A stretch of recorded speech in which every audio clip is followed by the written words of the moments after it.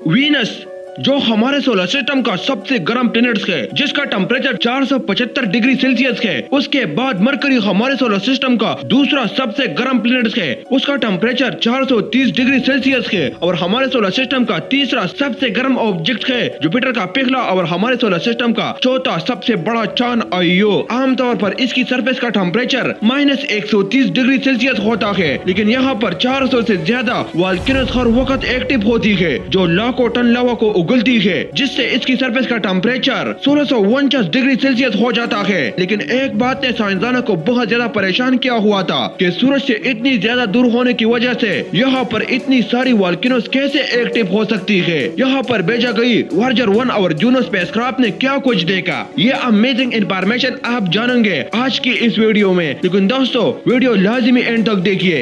8 जनवरी 1610 ईस्वी में गिलियोली गैलीली ने पहली बार अपनी साथी टेलीस्कोप से जुपिटर को देखा, जो हमारे लिए बहुत बड़ी डिस्कवरी थी। इसके गिर्द उन्होंने 4 ऑब्जेक्ट्स चमकते हुए देखा और उन्होंने स्टार मान लिया। अगले दिन उन्होंने फिर से देखा, वहाँ पर सिर्फ और सिर्फ 3 लाइट दिखाई दे रही थी और उनकी जगह बदल गई थी। अगले रात जब गिलियोली गैलीली ने दोबारा उन्होंने देखा तो एक बार फिर से उनकी जगह बदल गई। वो हैरान थे कि अगर ये स्टार्स है, उनकी जगह क्यों बदल रही है। उन्होंने कई दिनों तक उनकी स्टडी की और उन्हें पता चला कि ये स्टार नहीं है, बल्कि जुपिटर के 4 सबसे बड़े मून्स है। और इन चारों मूनों में से आईओ जुपिटर का पहला और हमारे सोलर सिस्टम का चौथा सबसे बड़ा चांद है। उसे सबसे पहले गिलियोली गैलीली ने डिस्कवर किया था। ये जुपिटर से करीब 4,22,000 किलोमीटर दूर है और जुपिटर के गिर्द अपना एक चक्कर 42 आवर में कंप्लीट करता है। आईओ जुपिटर का पहला चांद है। ये जुपिटर के बहुत ज्यादा करीब होने की वजह से ये जुपिटर से लॉक है, यानी इसकी एक साइड हमेशा जुपिटर की तरफ होती है और दूसरी साइड हमेशा जुपिटर की दूसरी तरफ होती है।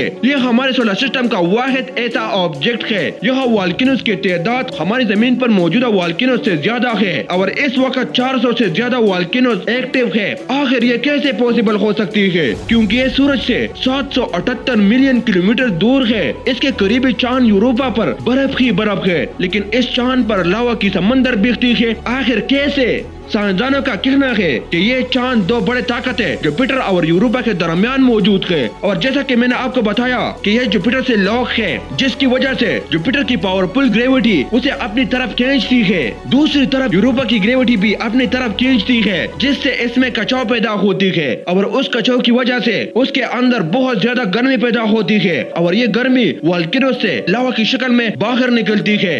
साइंसदानों का यह भी कहना है कि जिस वक्त ये चांद बना था तब इस पर पानी हुआ करता था, लेकिन जुपिटर से निकलने वाला रेडिएशन से यह पानी सूख गया। जब किसी भी स्पेसक्राफ्ट यहाँ पर नहीं भेजा गया था, तब साइंसदानों का मानना था कि इस पर एस्टेरॉयड के टक्कर से बनने वाला क्रेटर्स मौजूद होंगे। लेकिन जिस वक्त वायेजर 1 स्पेसक्राफ्ट यहाँ पर पहुंचा तो उसी ने देखा कि यहाँ पर बड़े बड़े पहाड़ और वोल्केनोस है और इस पर क्रेटर्स का नामो निशान भी नहीं है, जिससे साइंसदान बहुत ज्यादा हैरान हुए कि आखिर इस पर क्रेटर्स के निशान क्यों नहीं है। साइंसदानों ने उसे मजीद स्टडी किया तो पता चला कि यह हमारे सोलर सिस्टम का सबसे ज्यादा जियोलॉजिकल एक्टिव मून है। यहाँ पर 400 से ज्यादा एक्टिव वोल्केनो ढूंढा गया है। जिस वक्त कोई वोल्केनो पड़ता है तो उसका लावा कई सौ किलोमीटर दूर तक स्पेस में चला जाता है। जैसे ही आईओ पर कोई क्रेटर बनता है, वोल्केनो से निकलने वाला लावा उसमें पड़ जाता है। इस वोल्केनो हमारी जमीन पर मौजूद वोल्केनो से 100 गुना ज्यादा लावा रिलीज करती है, जिससे लावा की बड़े बड़े समंदर बन जाती है, जो इस मून को जहन्नमी बनाती है।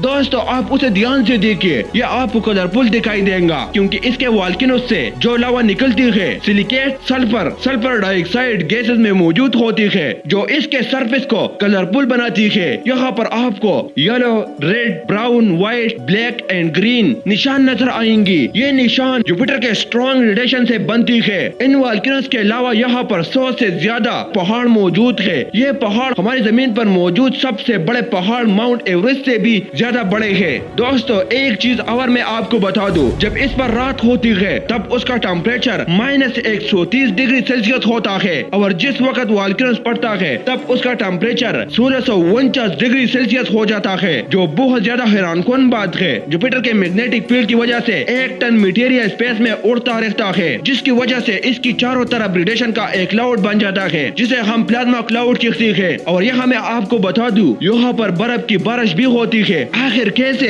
ایو ہر دن 2 گھنٹوں کے لیے جوپیٹر کی شیڈو میں رہتی ہے۔ ان 2 گھنٹوں میں سورج کی روشنی ایو پر نہیں آ پاتی، جس سے اس کا ٹمپریچر نیچے گرنے لگتی ہے اور آسمان میں جانے والا کلاؤڈ سنو بن کر نیچے گرتی ہے۔ لیکن جیسا کہ 2 گھنٹے بعد سورج کی لائٹ اس پر پڑتی ہے تو یہ سنو دوبارہ سے کلاؤڈ میں تبدیل ہو جاتی ہے۔ جوپیٹر کی گریوٹی کی وجہ سے اس میں کچاؤ پیدا ہوتی ہے، جس سے اس کی شیپ چینج ہوتی رہتی ہے اور اس کی وجہ سے اس کے کئی ایریا اوپر نیچے اٹھتے ہوئے دکھائی دیتی ہے، جو بہت زیادہ حیران کن بات ہے۔